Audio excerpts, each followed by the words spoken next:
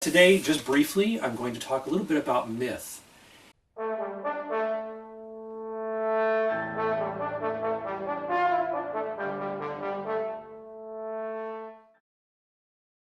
And let me tell you where this is prompted from a little bit. There is, among some that have studied it, they will say that in the Bible, that the book of Genesis, for instance, is written in the form of myth. Now, some people get very upset by that, fundamentalists and people that take the book literally, and it's not just them, or maybe it is by definition, I don't know, will get very upset over that, and they'll say, well, you're saying it's not true.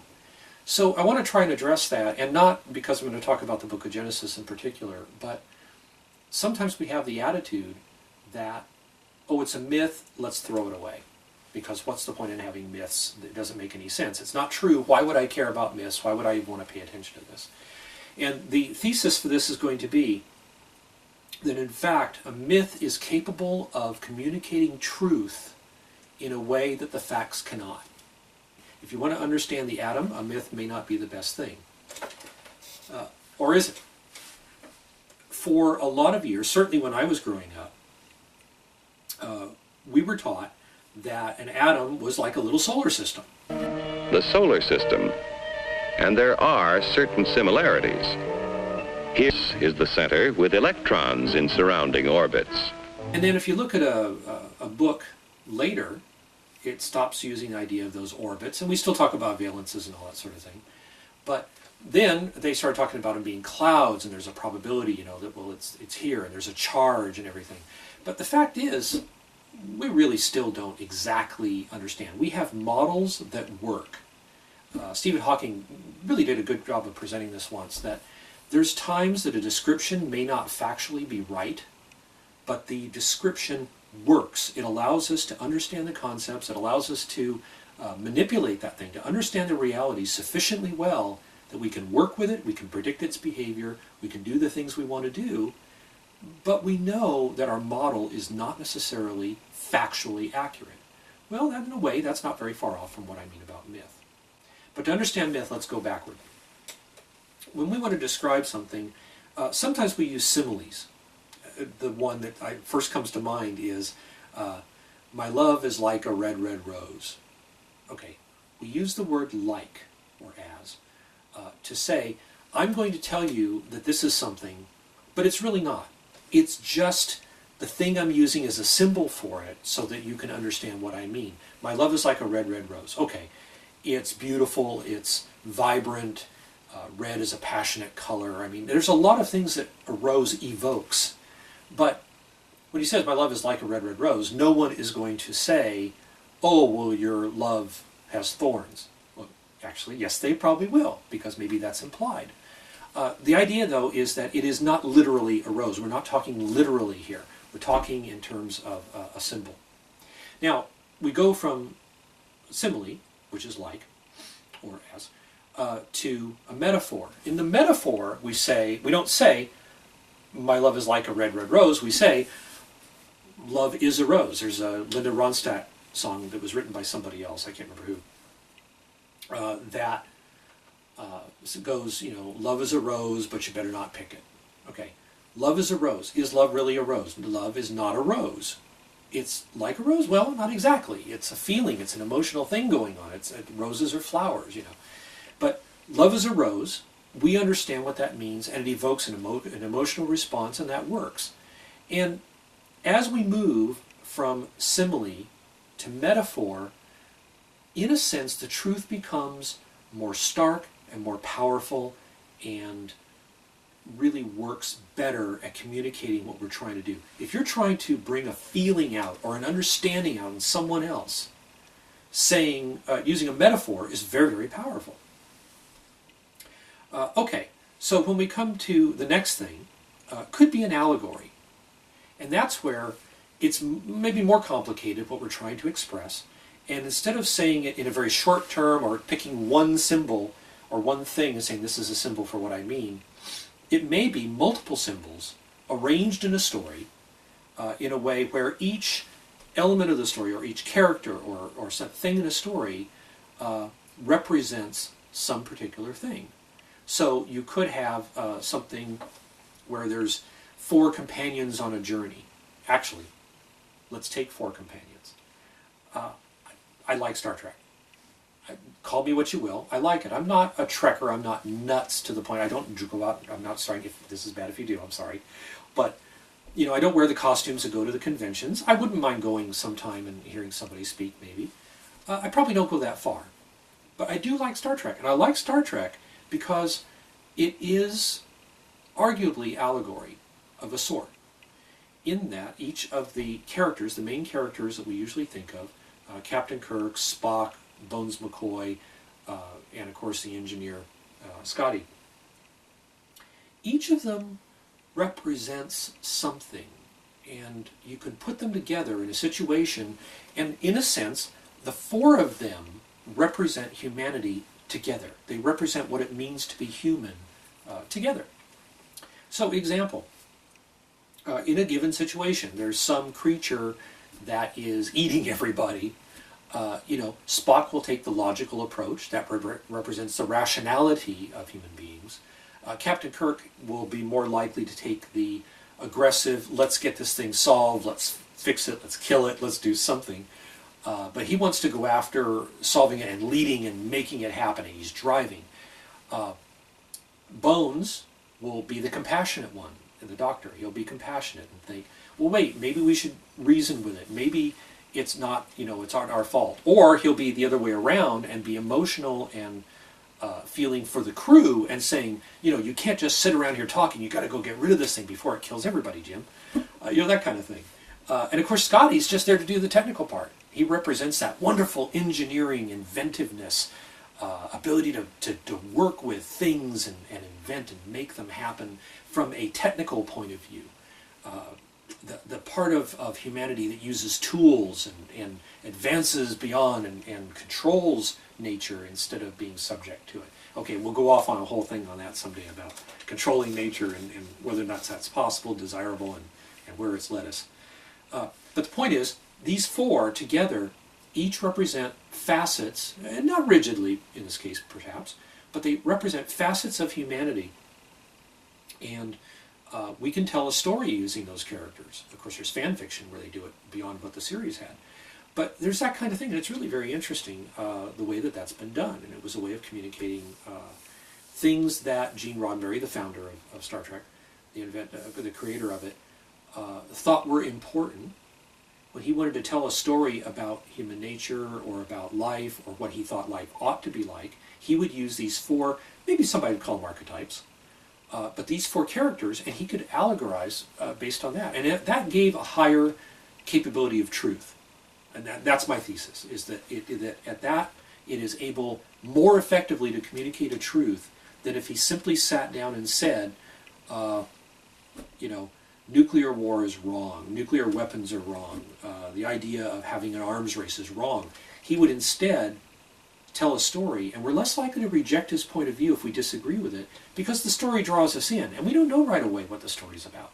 But as this allegory goes on, we say, well, look at these idiots. These people over here are just being wrong, and look at the crazy thing that they're trying to do. And then, of course, as you go through it, you realize, oh my goodness, this is just like the arms race. So, anyway, the point is it can also communicate something to somebody that's resistant and can get that truth through to them. So it's a very good thing that way. I'm going to say at the highest form, unless somebody comes up with some other idea, is myth. In myth, you can't even necessarily point to a particular character and say, this person represents this thing. It all just works together in some wonderful way. Now, of course, there's the Greek myths, and they usually communicated, I think, a simpler truth when they communicated a truth. Sometimes they just offered an explanation of something. The story of Pandora's box, for instance, is a myth. In the story of Pandora's box, it's about human curiosity, about hope, about the resentment maybe of some that people were rising too fast. We see this in other myths as well. It's fairly simple.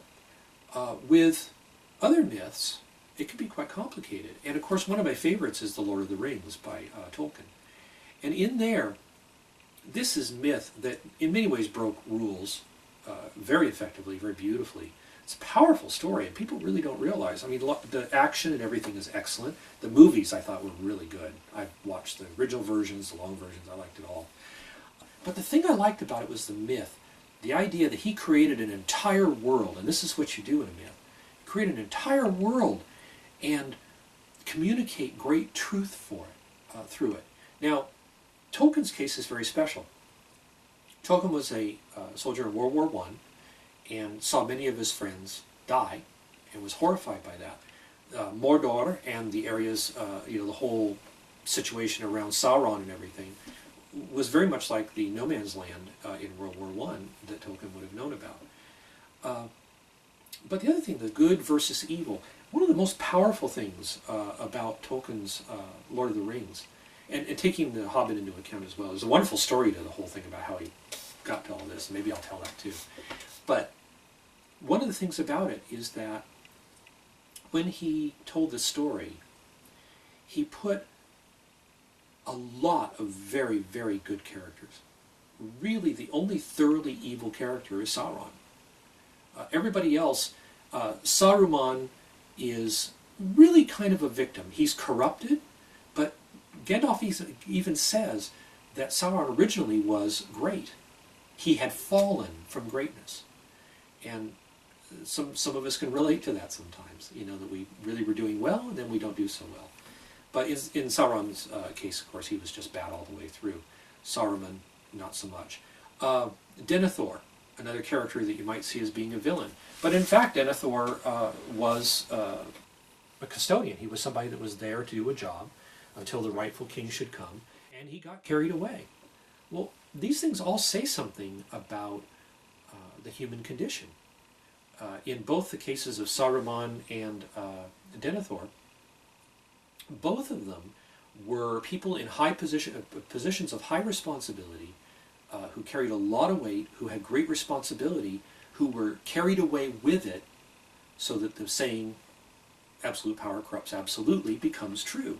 Now, at the same time, they were still beholden to some greater force who manipulated them through the orbs, through the crystals, so that by listening and paying attention to evil, in Denethor's case, he lost all hope, and in Saruman's case, he had the illusion of power. He thought that he was really having power. He thought he could actually rival Sauron, which was madness. Well, this is all stuff that we've all seen in real life.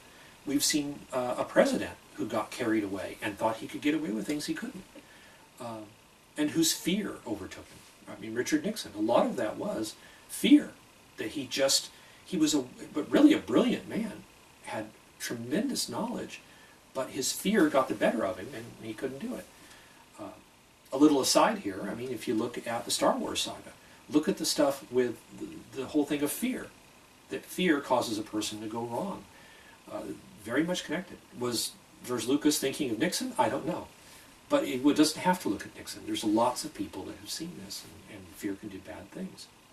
Lord of the Rings, looking at the good side. You have sacrifice.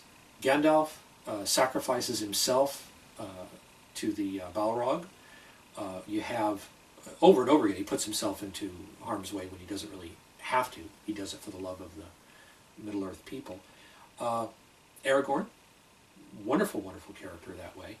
But let's look for a moment at some of the other ones and who maybe we are in the story too, because there's always some ordinary person.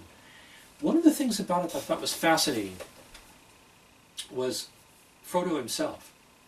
Frodo goes through this whole thing. He's virtuous all the way through.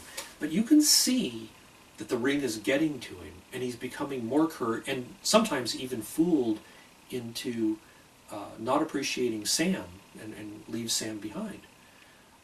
At the urging of Gollum, of course, but the point is that he becomes somewhat more cruel over the course of it as the ring affects him. The burden of carrying something powerful, the burden of carrying something dangerous, begins to eat away at a person. And we see that with him carrying the ring. This is what we've experienced in life. But Tolkien gave us a story and wrapped this huge mythology around it, so that we're looking at this and everything, and it takes a long time before we realize maybe, oh, this is talking about us as the human race, not just, I mean, us, like, I relate to it in some ways. I've certainly been around things that I saw go badly. The point is that as he goes up there and gets to Mount Doom and he's about to throw it in, he has been so sure of what he had to do. But when he gets there, it overwhelms him. And he can't do the right thing. And he fails. But what in the ancients they would call fate, what Shakespeare would call fate, intervenes, and the greed and, if you will, the sin of someone else, Gollum, Smeagol, comes in and rescues him. He's actually rescued by two things. He's rescued, first of all, by Gollum, because Gollum's own greed, own desire, his obsession with power, the Ring of Power, his having to have it, causes him to, in going after that, it inadvertently saves Frodo, which is a wonderful thing, and of course causes the dis. At the same time, if Bilbo had not spared Gollum's life, if he had killed him, Gollum would not have been there later to save Frodo. And he didn't set out to save Frodo. But the point is that by an act of mercy decades before, saves Frodo. That's a beautiful idea. You know, it's just not something that we would think about if we didn't have this story to point that out. So it's kind of something to think about, that this story is able to do some things that are pretty interesting. Anyway, the point is, this is a myth that is grand, it's large, beautifully told, and it works.